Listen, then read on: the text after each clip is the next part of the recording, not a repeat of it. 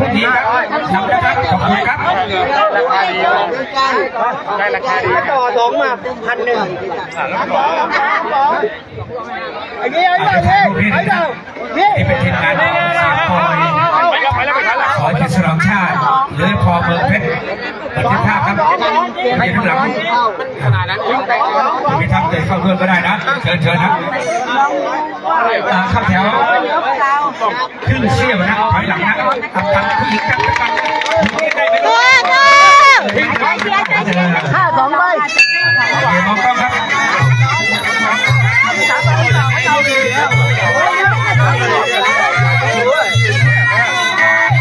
ขอบคุณครับ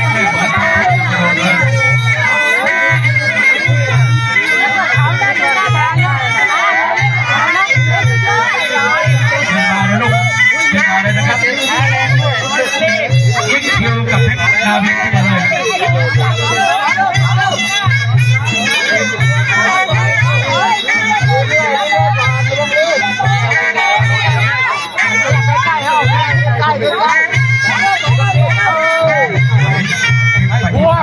อาวุธ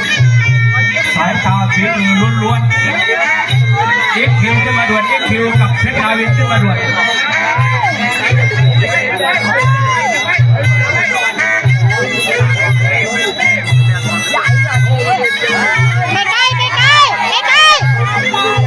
40,000 บาทครับขอให้เรียนลูก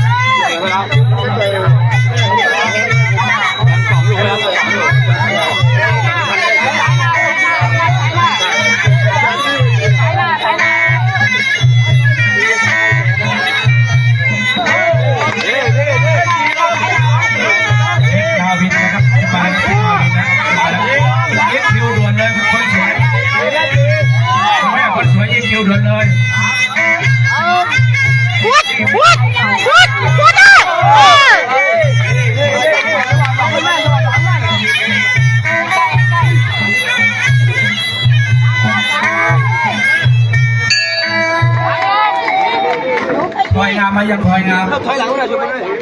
ด้เลยไม่ใช่ยิ่งคิวขอชีราลักษณ์หรือเปล่า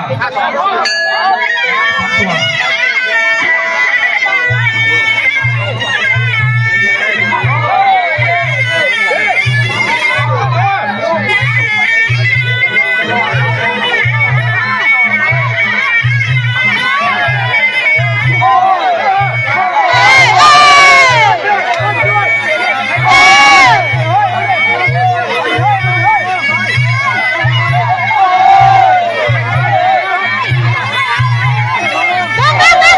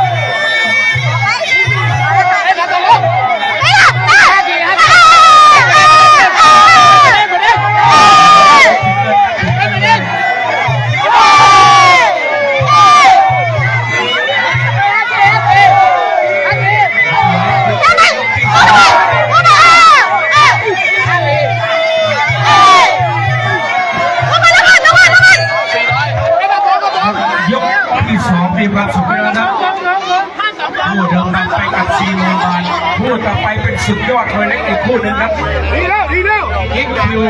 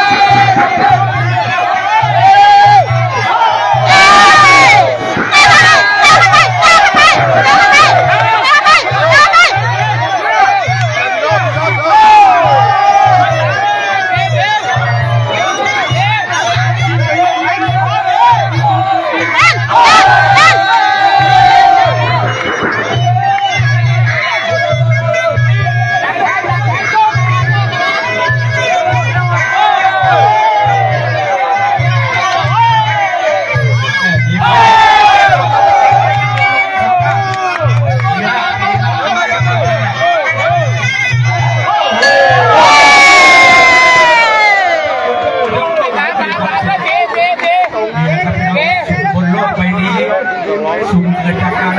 ไต่สวน ยกสุดท้ายหนูอย่าให้ล้มนะ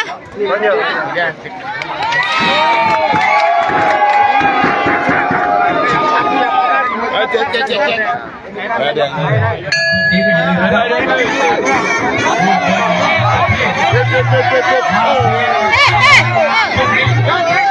ได้ไหลเสีย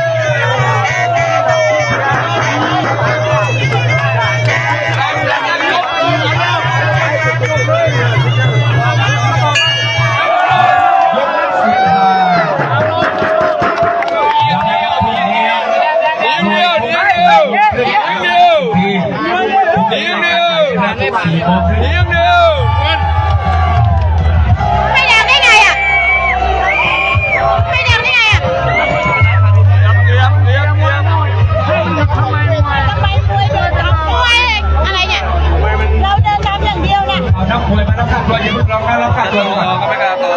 รับค่าตัวไปก่อน